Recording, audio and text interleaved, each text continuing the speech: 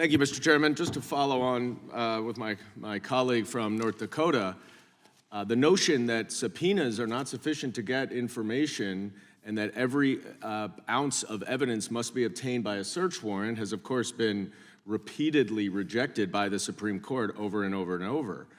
And this hearing, the reason why, as Mr. Armstrong says, we are talking about January 6th is because, as I understand it, this hearing was initially spurred on by an FBI whistleblower who is not here testifying today. The one who ostensibly had the information about alleged wrongdoing is not here to stand in front of us, to testify under oath, to be questioned by members of both sides.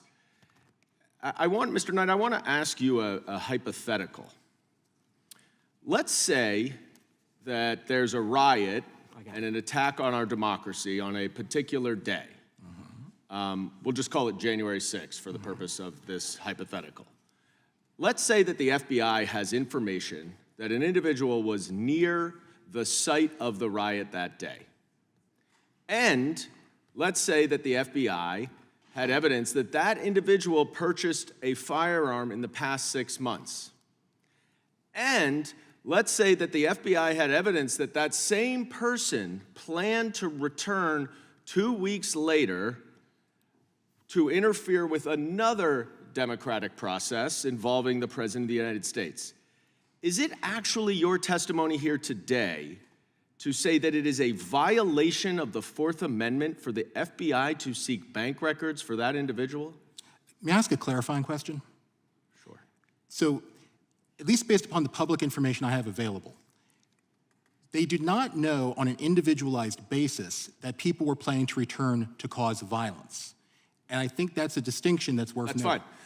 That's fine. I agree with you. That's not in the hypothetical. They just knew they were going to return. I believe you said something along the lines of evidence that they were coming back to interfere. You're right. Interfere. Let's just say that. Do you think the Fourth Amendment prohibits the FBI from getting bank records for that individual if they don't know that they are going to commit violence?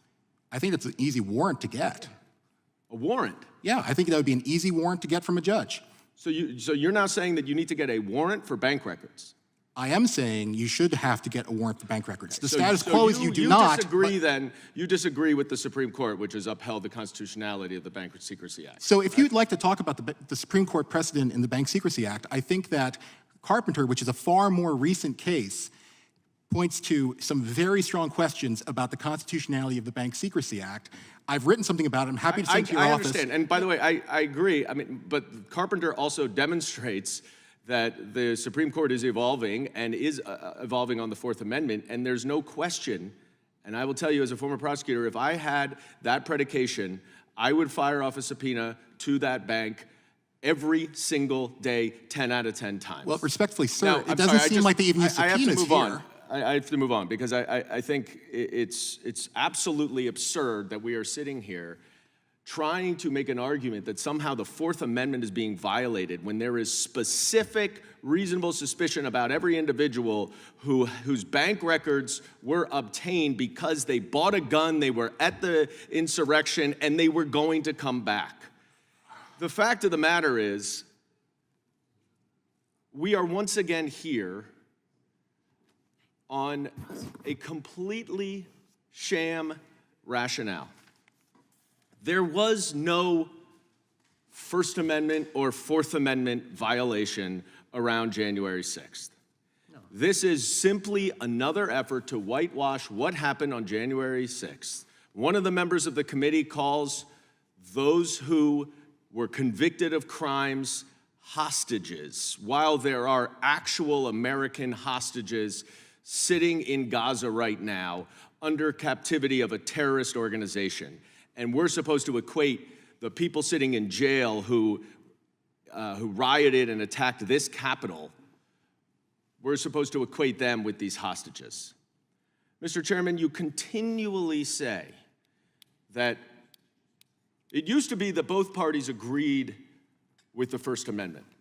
It didn't used to be. It is. It remains the case. We all agree with the First Amendment. But the problem is that the First Amendment is not absolute. It does not protect any single thing anyone says. And there are limits and that's important.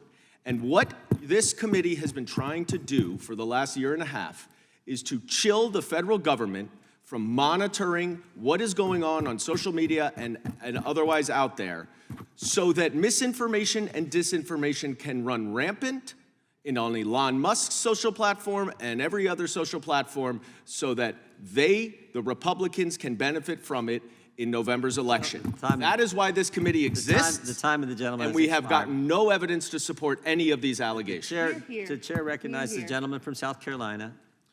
I yield to the chairman such time as he may consider. I appreciate that. I think the gentleman from New York just said that we're trying to chill the federal government. I don't know if it's ever been said that way. It's always the government trying to chill Americans' rights and chill Americans. I've never seen anything. I've never seen anything like. But guess what? You know who was opposed to how the FBI and the Bank of America did this thing when they asked for this information? You know who was opposed to it? 3 FBI agents. The guys on the case. George Hill, Bonavolanta, Steve Jensen, all testified to the committee that it was wrong. And guess who else said it was wrong? Chris Wray said this: we recalled this information to avoid even the appearance of any kind of overreach. So even the FBI, who has systematically violated Americans, this FBI who said, if you're a pro-life Catholic, you're an extremist. If you're a parent going to a school board meeting, you're a terrorist. Even the FBI said, this is ridiculous. And they pulled back. 3 agents testified. So, I mean, and somehow the government is the one who chills American speech when they pressure big tech to censor, when they ask banks to give them. That's chilling speech, and we've seen it first. Dr. Peterson's seen it in his own country, and now it's coming here. That's what we're concerned about. I yield back to the gentleman. Thank him for yielding. Thank you, Chairman. And I would echo that. I'm glad that Thomas Massey started off with a recitation of the Fourth Amendment, because